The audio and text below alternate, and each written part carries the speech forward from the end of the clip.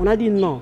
Comme c'est aujourd'hui le 8 mars qu'on a signé la journée internationale des droits de la femme, d'office, on a commencé à commémorer cette journée chaque le 8 mars de chaque année. Kisangani Buzz TV, chaîne yetu. Oh non maman, to somi na soka bilamba to fêter kakeza mukolo na biso ba maman. Kisangani Buzz TV, chaîne yetu. Ce n'est pas seulement une journée de port de l'uniforme. Kisangani Buzz TV, chaîne yetu. C'est une journée qui a commencé depuis, donc une réclamation qui a commencé depuis 1945. Kisangani Buzz TV, chaîne yetu. Ravi de vous revoir, mesdames et messieurs, et bienvenue sur le beau paysage de Kisangani Buzz TV. Et surtout, merci beaucoup pour la confiance que vous nous accordez devant le micro, devant la caméra. C'est votre humble animatrice, humble servante Wivinka, et je suis accompagnée de l'équipe parfaite et complète de Kisangani Buzz TV. Ou déjà, à penser, je complimente DJ Bomsi, le meilleur monteur et le meilleur caméraman de la ville de Kisangani. Mes respects à toi, Fidel Selemani, monsieur le micro. André Digbo, le meilleur des meilleurs, l'assureur de nos bonnes émissions. Mesdames et messieurs, aujourd'hui, nous sommes venus avec un sujet intéressant, touchant. C'est un sujet qui est d'actualité. Et comme vous le savez, nous sommes déjà au mois de mars et c'est le mois des femmes. Et déjà, vous allez voir et constater avec nous que nous allons beaucoup plus prôner sur ça. Et ensemble, on va se parler, on va tout dire par rapport à cette journée. Et vous allez aussi attendre et apprendre aussi beaucoup de choses par rapport à ce qui va être dit tout au long de notre émission. Sans pour autant tarder, mesdames et messieurs, tenez-vous prêts parce que à bientôt, nous allons commencer et entrer dans le vif de notre émission. Je vous invite à liker notre vidéo, à la commenter ainsi qu'à la partager. Abonnez-vous massivement et surtout, n'oubliez pas de cliquer sur la cloche des notifications pour ne rien manquer de nos émissions. DJ Bomsu, le travail est à toi. Kisangani Buzz TV, chaîne yetu. De retour sur le beau paysage de Kisangani Buzz TV, mesdames et messieurs, comme vous le constatez, je ne suis pas seule, je suis accompagnée d'une invitée. C'est une maman qui va elle-même se présenter. Déjà, bonjour maman. Bonjour. Oui, et les noms et aussi le travail. Merci beaucoup. Je réponds au nom de Madame Bouy Patience. Je suis coordonnatrice de l'ONG Éveil de la femme.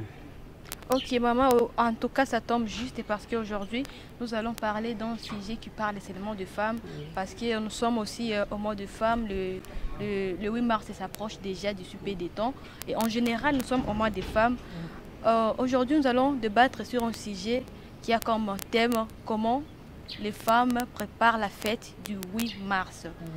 Et maman Patience étant experte par rapport à ça, comme tu nous as dit que tu es coordonnatrice d'une ONG de femmes, est-ce que tu peux nous dire comment est-ce que les jeunes filles et les femmes en général préparent cette fête du 8 mars? Merci beaucoup Madame Wivine.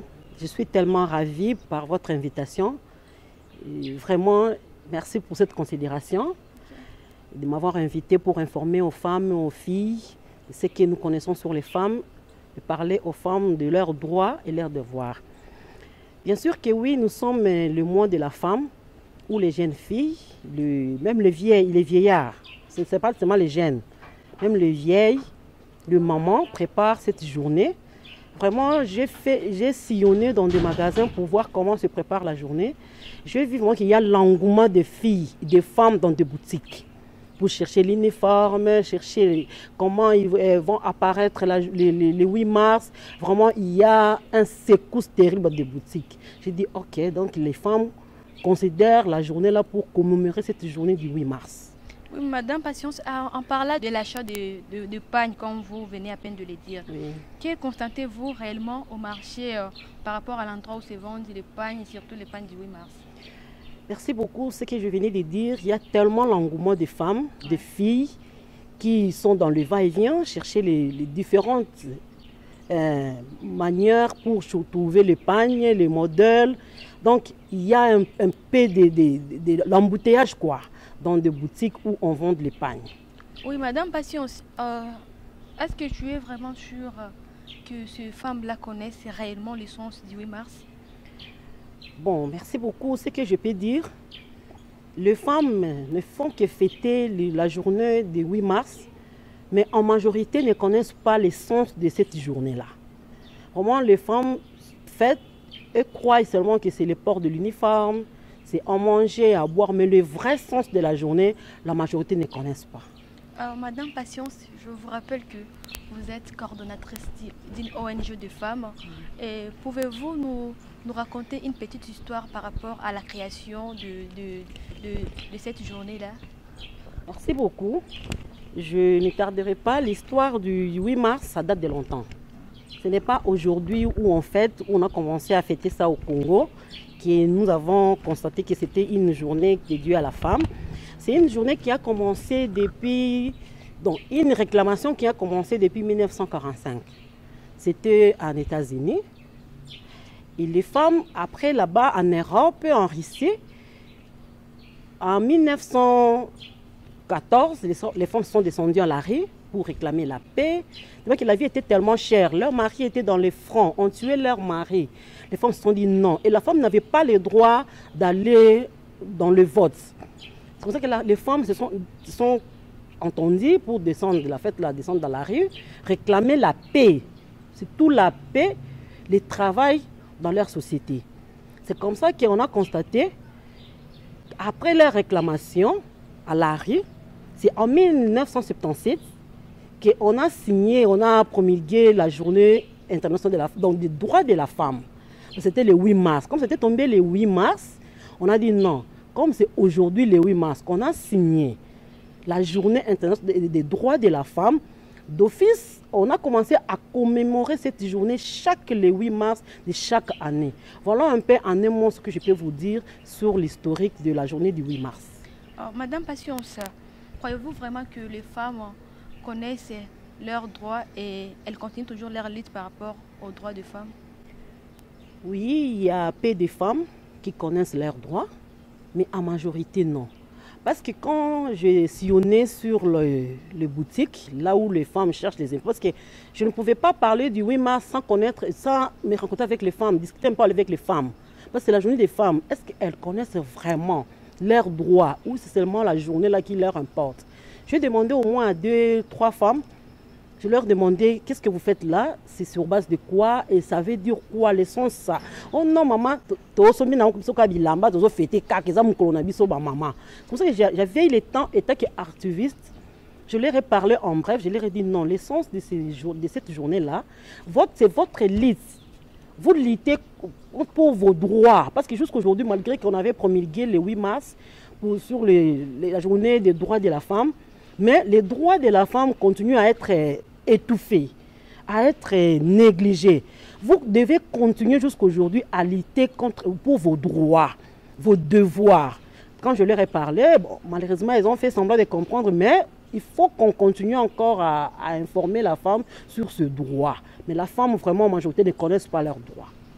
Madame Patience, étant experte par rapport à ce sujet, est-ce que vous pouvez au moins nous dire ce que les femmes doivent nécessairement aussi réellement faire pour continuer la lutte des droits des femmes? Merci beaucoup pour cette belle question. Les femmes d'aujourd'hui ne doivent pas croiser les bras. C'est dire que comme on passe seulement à la maternité, au marché, on est au ménage, c'est tout pour nous. Non. Comme j'avais dit, jadis, comme la femme n'avait pas le droit de scolarité, n'avait pas le droit du travail, ni rémunération, n'en parlons même pas. Mais aujourd'hui, c'est parmi les droits de la femme. Donc la femme doit continuer à lutter pour avoir récupéré tous les droits qu'elle peut avoir étant dans la société.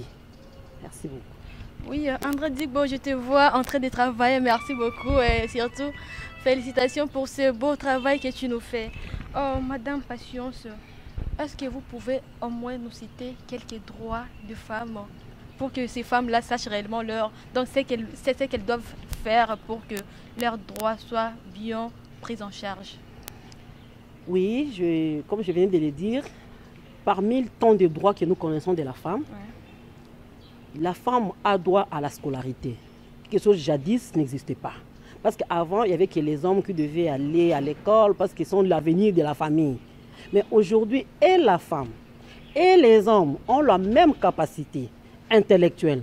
Donc la femme a droit à la scolarité, la femme a un droit au travail et la femme a le droit de rémunération. Voilà un peu des mots que je peux vous donner comme les droits de la femme.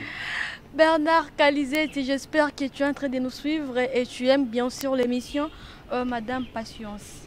Par rapport à la fête du 8 mars, est-ce que les hommes, le papa, doivent autoriser leurs femmes à aller fêter et rester à la maison pour garder les enfants, bien garder la maison? Je ne sais pas si c'est autorisé ou pas. Merci beaucoup pour la question. La journée du 8 mars, c'est une journée dédiée à la femme. Donc c'est une journée qui est à l'honneur de la femme. La femme mariée, l'homme doit comprendre que je ne dois pas freiner cette femme. Je ne dois pas garder la femme à la maison pendant cette journée.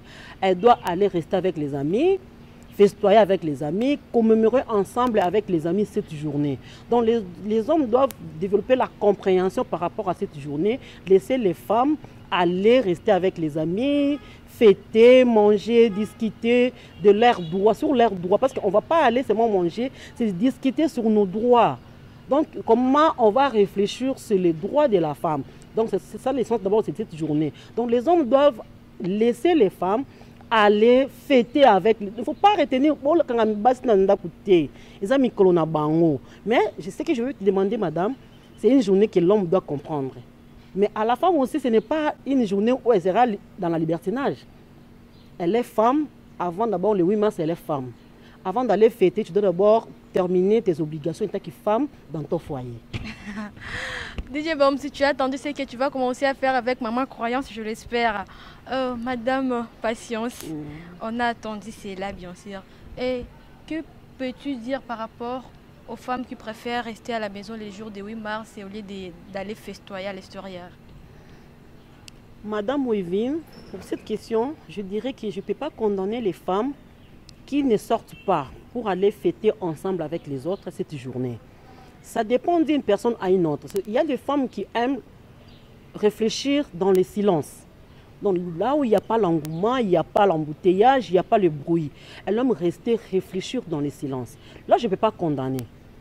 Mais si elle veut sortir, ce n'est pas aussi un problème. Si on veut aussi rester à la maison, ce n'est pas aussi c'est pas seulement une loi, il faut seulement sortir, aller à la rue, aller dans des milieux publics. Non, ça dépend d'une personne à une autre pour la célébration du 8 mars. En tout cas, c'est un sujet intéressant et qui est aussi d'actualité. Mesdames et messieurs, malheureusement, le temps nous fait défaut. À bientôt, nous allons nous séparer. Et Madame Patience, est-ce que vous pouvez donner quelques conseils aux femmes qui ne comprennent pas le vrai sens de la journée du 8 mars? Merci beaucoup. D'ailleurs, c'est ça le point clé de cette émission. Parce que Madame Wivine, pour votre information, comme nombreuses femmes ne connaissent pas ce sens de la journée, les conseils que je peux donner aux femmes étant femmes comme vous, ce n'est pas seulement une journée de port de l'uniforme. Ce n'est pas seulement une journée où on va aller manger, boire, faire n'importe quoi, non. C'est plutôt une journée comment est-ce que nous, les femmes, nous devons continuer à lutter pour nos droits. Comment nous, les femmes, nous pouvons prouver les capacités que nous avons, parce que les femmes et les hommes ont les mêmes capacités intellectuelles. Donc, c'est la journée où les femmes doivent se réunir pour discuter sur les points là. Comment est-ce que nous, les femmes, nous devons prouver aux hommes qui, jadis, nous négligeaient, nous discriminaient, que nous sommes capables à produire le même travail que eux. Donc, c'est ça l'essence de cette journée. C'est pour ça que je peux conseiller aux femmes, ne considérez pas seulement c'est une journée de port de l'uniforme, de manger, de boire, mais c'est une journée que vous devez plus réfléchir. Parce que la lutte est encore longue. La vie est encore devant nous. Si aujourd'hui nous ne connaissons pas l'essence de cette journée, comment est-ce qu'on va instruire nos enfants, nos filles qui viennent après nous? Les enfants qu'on a mis au monde aujourd'hui, les filles, elles aussi, à leur tour, doivent connaître quelle est l'essence du 8 mars. Parce que l'enfant peut vous demander, maman, qu'est-ce qu'est le 8 mars? Tu vas lui dire c'est le port de l'uniforme? Mais non. Il faut l'expliquer qu'est-ce qu'est le 8 mars. Donc les femmes bozana mayele botia mayele na bino place moko boyeba kokabola boyeba kopartager ba idée mpona mokolo wana eza kaka komela te kolata te parce que na komela na bino bozomifingisa bozomizangisa valeur na miso ya bato. Ok, en tout cas, c'est une émission qui est intéressante et ça concerne tout le monde, les garçons comme les femmes, parce que aussi les garçons doivent avoir des idées sur cette journée et surtout les femmes, je nous invite à suivre cette émission et aussi à pratiquer ce que la maman nous dit parce que c'est important pour nous et ça va nous aider pour notre bel avenir. Oui, c'est ça. Madame Patience, c'est peut-être la dernière question. Oui, les hommes... il y a d'autres hommes qui refusent que leurs femmes partent festoyer à l'extérieur. Oui. Mais si une femme a déjà fait sa caisse, peut-être avec les amis, elle se dit d'aller fêter parce que c'est leur journée. Et à ce moment-là, est-ce que la femme est obligée d'être soumise et respecter la condition du mari qui lui a dit de ne pas sortir, ou bien elle peut aller festoyer avec ses amis parce qu'elle avait quand même sa caisse, c'est son argent propre. Je ne sais pas si tu peux dire quoi par rapport à ça. Merci beaucoup pour la question. Bon, il y a les hommes comme ça, oui. D'une part, Madame Wivine, on ne peut pas condamner les hommes qui refusent que leurs femmes partent fêter avec les amis. C'est par notre propre comportement qui fait à ce que les hommes refusent que leurs femmes sortent de la maison cette journée-là. Soit l'homme passe, il voit comment d'autres femmes se laissent faire dans la l'ivresse, dans le débauche. Il va prendre une décision, dire non, à la prochaine, ma femme n'ira pas. Parce que quand on a une mauvaise entourage, on peut facilement dérober. Mais je peux seulement dire à l'homme, si on a confiance à la personne ou si tu as confiance à ta femme, tu ne pourras pas penser autrement sur elle. Soit tu la laisses partir, mais tu lui donnes le limite. Soit l'heure de rentrer à la maison. Tu vois, il est telle heure, parce qu'elle a déjà contribué. Elle a déjà peut-être acheté l'uniforme. Elle devait être avec les amis. Rester là, vous créez le stress, vous traumatisez la femme. Donc, elle ne sera pas, vous allez d'abord gâcher votre ambiance dans la maison. C'est juste de donner la femme le limite, comment elle va se conduire à l'extérieur de son foyer. Ça sera une bonne chose. Parce qu'il faut laisser aussi la femme être libre, de se sentir vraiment aisée avec les autres. Ah oui, nous sommes déjà à la fin de notre émission. Le message est passé. J'espère que vous avez bien compris le sujet et vous en prenez avec considération. Madame Patience, je ne sais pas si vous avez quelques personnes à qui tu peux dire bonjour, bonsoir avant ça, parce que tu vois, te voyant comme ça, c'est son plaisir, quoi. Merci beaucoup pour cette émission, les temps qu'on a passé ensemble. Je remercie aussi l'équipe technique. Je vais saluer en passant les mamans fortes de la province de la Chopo et je leur souhaite vraiment bonne fête du 8 mars. Je souhaite aussi la bonne fête aux femmes de division de finances. Bonne fête à vous toutes, vraiment que Dieu vous accompagne pendant cette journée et à vous pareil, Madame. Ok, merci beaucoup. Ah oui, nous voici maintenant au terme de notre émission. Si vous avez aimé notre émission, dites merci beaucoup à André Digbo, le géant. C'est lui qui a aussi participé à la réalisation et à la réussite de cette émission. Didier Bomsi, en tout cas, mes big félicitations à toi et merci beaucoup à toi aussi. Fidèle Selemani, on te dit merci beaucoup de là où tu te trouves. À tout le monde qui nous a suivis, en tout cas, merci beaucoup parce que si nous sommes comme ça, c'est pour vous. Et surtout, n'oubliez pas de vous abonner et aussi commenter notre vidéo, liker là et partager surtout là. À tous les Congolais de diaspora ainsi que les Congolais originaires, merci beaucoup à vous et restez branchés sur notre chaîne car vous ne serez jamais et jamais à l'heure d'ici. À moi qui suis présente ici, Wivine Kavuo, Wivine K, la fille à la couleur idéale, je vous dis au revoir. Kisangani Bass TV, chaîne yetu.